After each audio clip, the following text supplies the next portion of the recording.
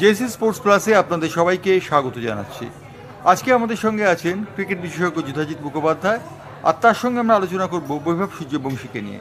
আমরা জানি যে বৈভব সূর্যবংশী সময়ের আগে তাকে নিয়ে ভাবা হচ্ছে এবং বৈভব সূর্যবংশী সম্পর্কে হয়তো বা আগাম কিছু আমরা ভাবনা চিন্তা করে ফেলছি।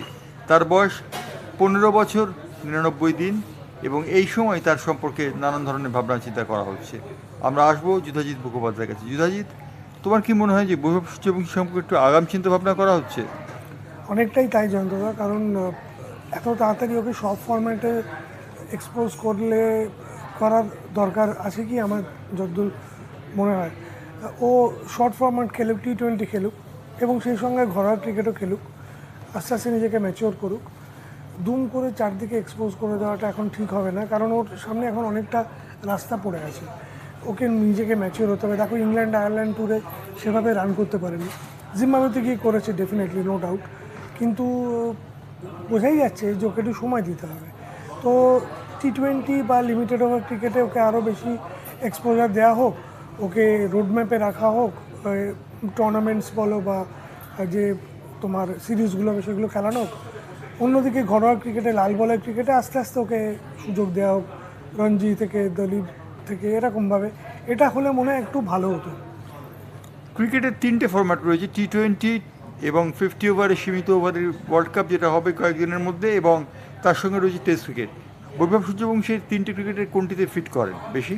এই মুহূর্তে তো টি-20 বোঝাই যাচ্ছে, অলরেডি বিশ্ব রেকর্ড করে ফেলেছে কয়েকটা, আগের সিরিজে ম্যান অফ দ্য সিরিজে হয়েছে, কিন্তু ওর কিছু দুর্বলতা প্রকট হয়ে পড়েছে এই টি-20 সিরিজের মধ্যেই। সেখানে ওকে মনে হয় এনসিএতে গিয়ে একাডেমিতে বিশেষজ্ঞ কোচেদের সঙ্গে কাজ করে টি-20 জন্য আরও ধারালো, আরও পরিপক্ক হয়ে উঠলে বেটার হয় আমার যতদূর মনে হয়। সেক্ষেত্রে বৈভব অনেক তাড়াতাড়ি ম্যাচিওর হতে পারবে, নিজের ভুলগুলো শুধরে নিতে পারবে।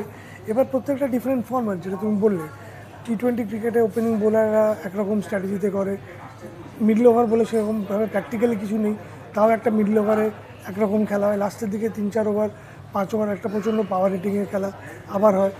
50 ওভার ক্রিকেট সম্পূর্ণ আলাদা, 10 ওভারের একটা 15 ওভার রেঞ্জে প্ল্যানিং হয়, তারপরে মাঝখানে মিডল ওভারে বেশ স্লো খেলা হয়, কনসোলিডেশন ফেজ, আবার লাস্ট 10 ওভারে একটা স্লগিংয়ের টেন্ডেন্সি দেখা যায়। তো এখানে একটা ফরম্যাট মাস্টার না করে পরের ফরম্যাটে যাওয়া, আর টেস্ট ক্রিকেট বা 4 দিন বা 5 দিনের ক্রিকেট, দলীয় ট্রফি 4 দিন এবং টেস্ট ক্রিকেট 5 দিন, সেখানে তো খেলাটা সম্পূর্ণ অন্যরকম, ধ্রুপদী খেলা। সেখানেও একটা তাকে দিলে কতটা ম্যাচুরিটি তার আছে এটা বুঝতে হবে, কারণ আনলাইক সচিন বলা তেন্ডুলকর। হচ্ছে যে সৌরভ সূর্যবংশী, বৈভব সূর্যবংশী এই মুহূর্তে যে ক্রিকেট খেলছেন, সেই ক্রিকেটে তিনি ইতিমধ্যেই বড়দা ক্রিকেটে আসতে পারেন এবং তার সম্পর্কে বলা হচ্ছে যে তিনি টি-20 কেন বিশ্বকাপও খেলতে পারেন। এই সম্পর্কে তোমার বক্তব্য কী? বিশ্বকাপ উনি টি-20-তে খেলতেই পারেন, এখন যা ফর্মে আছে ছেলেটি, ও যেভাবে খেলছে, রেগুলার ঘষা মাজা করলে ও ডেফিনেটলি ওয়ার্ল্ড কাপ টিমে ঢোকার একজন দাবিদার। যদিও সেখানে প্রথম দিকে আরও ভালো ভালো বেশ কিছু ব্যাটসম্যান রয়েছে, রোহিত এবং বিরাট চলে গেছে, কিন্তু অভিষেক আছে, সঞ্জু স্যামসং আছে, তাদের সঙ্গে লড়াই করে ওকে ঢুকতে হবে। তাহলেও ও ডেফিনেটলি যোগ্য দাবিদার এই মুহূর্তে যেভাবে খেলছে, আর একটু ঘষা মাজা করে নিলে আরও ভালো হবে। সেখানে সেদিকেই ফোকাস করা উচিত বলে আমার অন্তত মনে হয়। 50 ওভারে যে ওয়ার্ল্ড কাপ আসছে অতি সম্প্রতি, যাতে রোহিত এবং বিরাট রোকো দুজনেই খেলবেন, সেক্ষেত্রে বৈভব সূর্যবংশীর কোনো জায়গায় রয়েছে? তোমার কি মনে হয়? এই মুহূর্তে যা 50 ওভার লাইন আপ আছে, গিল রয়েছে এবং মানে বৈভব সূর্যবংশী, সেখানে কার জায়গায় ঢুকবে? টপ থ্রি কেন, মানে ঈশান কিষানও আছে সেখানে। রোহিত এবং কোহলি দুজনে দারুণ ফর্মে থাকলেও তারা কত দূর যেতে পারবে তো বলাটা খুব মুশকিল, কারণ এখন রোহিত সেঞ্চুরি করে দিয়েছে, বিরাটও ফর্মে আছে। 2027 যদি তারা খেলে দেয়ও, তাহলে তো একেবারেই পরিষ্কার যে একদিকে গিল, তারপরে রোহিত, তারপরে রিজার্ভ হিসেবে আছে ঈশান কিষান এবং সঞ্জু স্যামসংয়ের মতো প্লেয়ার।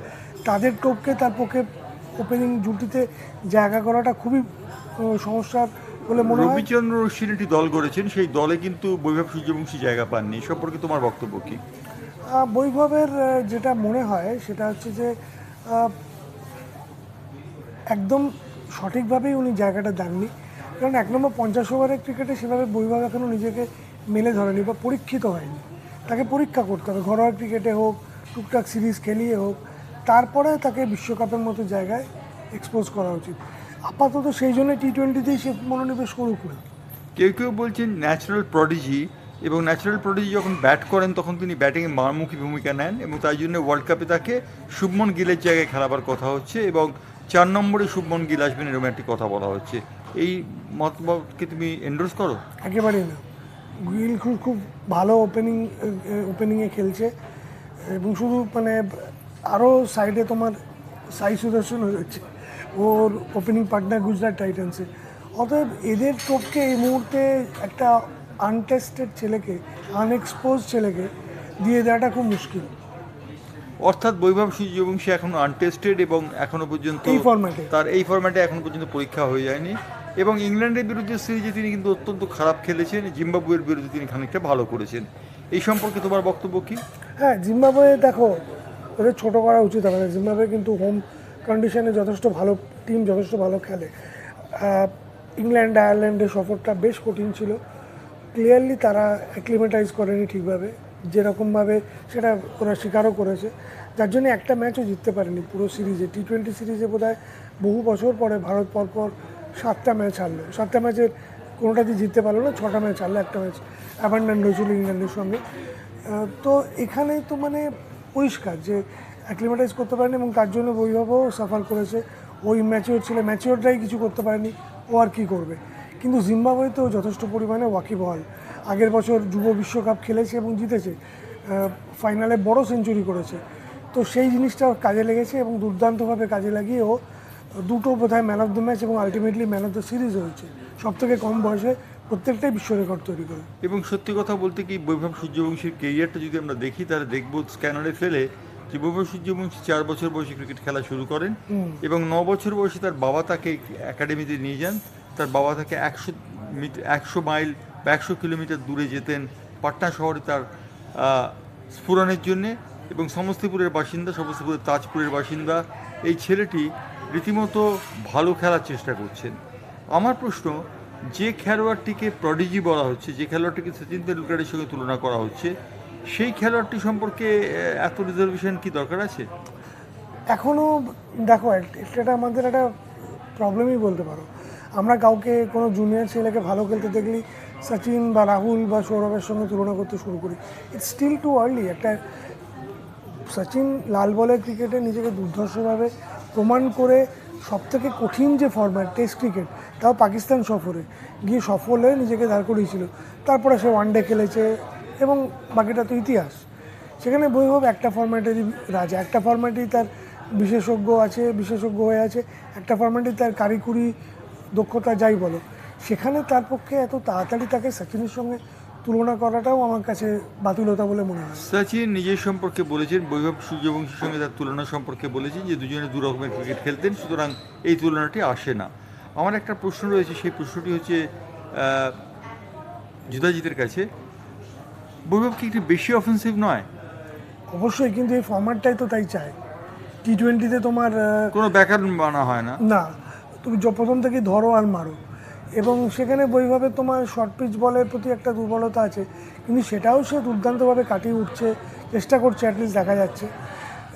ধরো আর মারো। দেখো এখন ব্যাপারটা কি জানো তো, এটা আমি আমার বিভিন্ন কলামে বলেওছি, এখন ঠিক রান বা অ্যাভারেজ বা স্ট্রাইক রেট না, এখন একটা অন্য জিনিস এসছে যেটাকে বলে hit ratio.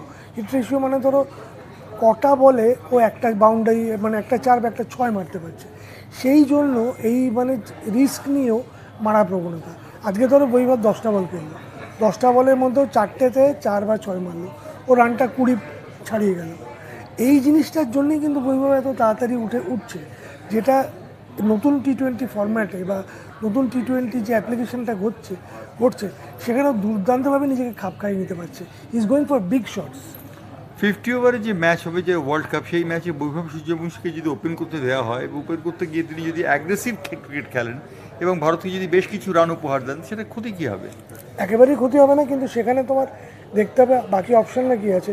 Rohit Sharma already আছে, বিশাল একটা অভিজ্ঞতা, 10,000-এর উপর। রোহিত শর্মা যদি ডানহাতি এবং বাঁহাতি ব্যাটসম্যান একটা কম্বিনেশন হয়, অর্থাৎ বৈভব সূর্যবংশী এবং রোহিত শর্মা যদি ওপেন করেন, সেখানে তোমার তাও আমি বলবো ঈশান কিষান তো রয়েছে বাঁহাতি হিসেবে।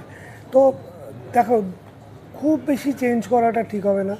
একটা ফরম্যাট অলরেডি আমরা ইউজ টু হয়ে গেছি, একটা সেট টিম, 12-14 জনের সেট টিম, একটা তাদের মধ্যে ঘুরিয়ে ফিরে খেলা হচ্ছে। সব রকমই আছে, বাঁহাতি ব্যাটসম্যানও যথেষ্ট আছে, ডানহাতি ব্যাটসম্যানও যথেষ্ট আছে, অ্যাগ্রেশনও যথেষ্ট পরিমাণ আছে। সেক্ষেত্রে আমরা কেন ব্যাপারটা নিয়ে তাড়াহুড়ো করবো? বৈভবকে এখনই কি দরকার আছে? ও যদি দেখা যায় একজন কেউ ফেল করছে, সেটা ধরো তোমার তোমার ওপেনিংয়ে ধরো গিল বা বৈভব, আই মিন রোহিত বা তোমার বিরাট, তখন আমরা ভাবতে পারি চেঞ্জ করবো, একটুখানি ফরম্যাটটা ঘুরিয়ে ফিরিয়ে দেখবো। তো আমার অ্যাটলিস্ট মনে হয় যে এখন বৈভবকে সুযোগ দেওয়াটা একটুখানি তাড়াহুড়ো হয়ে যাবে, বিশেষ করে যখন অর্থাৎ যুধাজিৎ মুখোপাধ্যায় আমাদের ক্রিকেট বিশেষজ্ঞ বলছেন যে টু আর্লি টু ফর বৈভবকে এত দ্রুত সময় দেওয়ার এত কিছু নেই, এবং বৈভব যে আক্রমণাত্মক ক্রিকেট খেলেন সে সম্পর্কে তার ডিফেন্সকে আরও বেশি সচেতন করতে হবে, সেটাও তিনি বলছেন। এবং একই সঙ্গে তিনি বলছেন যে বৈভবকে এখন দলে নেওয়ার জন্য যে বিকল্প তার খেলোয়াড়রা রয়েছেন তারা কিন্তু যথেষ্ট পারদর্শী, গিল রয়েছেন, রোহিত রয়েছেন, সেই জায়গায় বৈভব সূর্যবংশীকে দেওয়াটা কতটা সঙ্গত হবে তাই নিয়ে প্রশ্ন উঠে যাচ্ছে। একটা প্রশ্ন করি, সচিন তেন্ডুলকারের সম্পর্কে ওই প্রশ্ন উঠেছিল। সচিন তেন্ডুলকার সঙ্গে উঠেছিল, মানে একটা সময় মানে বলাই হতো যে 17-18 বছর বয়সের আগে এক্সপোজ করা উচিত হবে না, কিন্তু সচিন তেন্ডুলকারকে এক নম্বর তো সে দুর্দান্ত খেলেছিল প্রত্যেকটা ম্যাচে, রেস্ট অফ ইন্ডিয়ার এগেনস্টে ও খেলে খুব ভালো রান করেছিল, প্রত্যেক রঞ্জি ট্রফিতে দারুণ পারফরমেন্স করেছিল। এবং সবথেকে বড় কথা, যাকে অনেকে আমাদের ভারতীয় ক্রিকেটের শ্রীকৃষ্ণ বলেন, সেই সুনীল গাভাস্কারের বড় স্ট্যাম্প ছিল ওর পেছনে, যে এই হচ্ছে আমার প্রায় আমার উত্তরসূরি। অতএব তারপরে তাকে 15 বছরেই নিয়ে যাওয়া হলো পাকিস্তানের ভয়ঙ্কর এই মানে খেলায়, সাপদের মুখে ছেড়ে দেওয়া একদম একদম মানে পুরো একদম বাঘের মুখে ছেড়ে দেওয়া হলো। একটা দুটো না, 3-4টে বাঘ, ওয়াসিম আকরাম আছে, ইমরান খান আছে, আকিব জাভেদ তখন ফর্মে, এবং ইমরান খান ইন্ডিপার, হ্যাঁ সেই ইন্ডিপারের মুখোমুখি হয়েছেন ওয়াকার ইউনুস ছিল, আব্দুল কাদিরের মতো পোরকা অভিজ্ঞ লেগ স্পিনার ছিল, যারা সবাই অলমোস্ট গাভাস্কারকে বল করেছে, গাভাস্কার কী জিনিস তারা জানে, তারা পর্যন্ত সিরিজ শেষেও সচিনকে 19 করেছিল। এখনও পর্যন্ত কি আমরা বৈভবের কাছ থেকে সেরকম কিছু পারফরমেন্স পেয়েছি? না। অতএব সচিনের সঙ্গে বৈভবের তুলনার জন্য এখনও অনেক সময় আছে। হ্যাঁ, ওকে বলছেন স্বয়ং মাস্ত্র সচিন তেন্ডুলকর বলেছে যে হ্যাঁ ওর মধ্যে প্রতিভা আছে, সেটা ঠিক আছে, এবার তার উপরে পালিশ চলুক, প্রপার রগড়ানি চলুক ঘরোয়া ক্রিকেটের, ওকে সময় দাও, সোনাটা আরও পিওর হোক। ধ্রুপদী ক্রিকেটে বৈভব সূর্যবংশীর সম্ভাবনা কতটা? দেখো এখনও যেভাবে খেলছে নিজেকে প্রতিষ্ঠিত করার জন্য, তাতে তো খুবই কম বলে আমার ধারণা, কিন্তু আমরা ওকে এখনো দেখিনি লম্বা ফরম্যাটে কি করতে পারে, দলীয় ট্রফিতে কি করতে পারে, দলীয় ট্রফিটা অ্যাসিড টেস্ট হ্যাঁ, এবং তারপরে তোমার রঞ্জি ট্রফি, এগুলো লাল বলের ক্রিকেট যখন হবে তখনও সেটা অ্যাসিড টেস্ট হবে। তো সেক্ষেত্রে আমাদের লক্ষ্য রাখতে হবে ওরা কী করছে। এই মুহূর্তে আমি খুব একটা আশাবাদী নই, এবং আমি চাইও না যে ওকে এখনই সবকটা ফরম্যাটে সফল হতে হবে এরকম একটা চাপের মধ্যে ফেলে দেওয়া হোক। অর্থাৎ আমরা বুঝতে পারছি যুধাজিৎ একটু রক্ষণশীল, এবং যুধাজিৎ চাইতে যে বৈভব সূর্যবংশীকে এখনই এক্সপোজ না করে তাকে আরেকটু সময় দেওয়ার জন্য শর্ট ফর্মে ক্রিকেট খেলুক, T20 ক্রিকেট খেলুক, কিন্তু 50 ওভারে সীমিত ওভারের ক্রিকেট অথবা টেস্ট ক্রিকেটে খেলার মতো উপযোগী এখনও পর্যন্ত বৈভব সূর্যবংশী হননি। এবার আমি আসি অন্য একটি প্রসঙ্গে, সেটি হচ্ছে ভুবনেশ্বর। অবশ্যই ওর মধ্যে ক্রিকেট বুদ্ধি প্রবল, মানে একটুখানি সাইড ট্র্যাক করছে। আশ্বিনের যে বলগুলো আবিষ্কার করেছে সেগুলো এখন BCCI কোচিং ম্যানুয়াল পর্যন্ত তাতে ঢুকে গেছে, তাহলে বুঝতে পারছো তার উদ্ভাবনী ক্ষমতা কোন জায়গায়। সে যা বলে সেটা তাকে মন দিয়ে প্রণিধান করতেই হবে।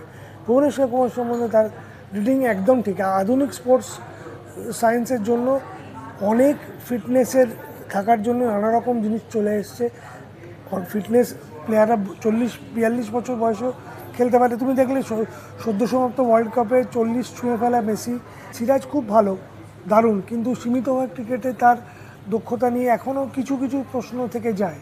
সেখানে ভুবি কিন্তু 20 ওভার্সের ক্রিকেটে IPL-এ যেখানে অ্যাভারেজ এবারে 10-এর কাছাকাছি পার ওভার রান হয়েছে, সেখানে সে দুর্দান্ত ইকোনমি রেট মেনটেন করেছে এবং টপ বোলারদের মধ্যে রয়েছে। সেখানে তো আমার মনে হয় যে ভুবিকে নেওয়া নিয়ে কোনো সন্দেহ থাকতেই পারে না। ওকে কয়েকটা সিরিজ খেলাতে হবে, অবশ্যই খেলেই দেখে নিতে হবে। তো ভেরি ওয়াইজ চয়েস।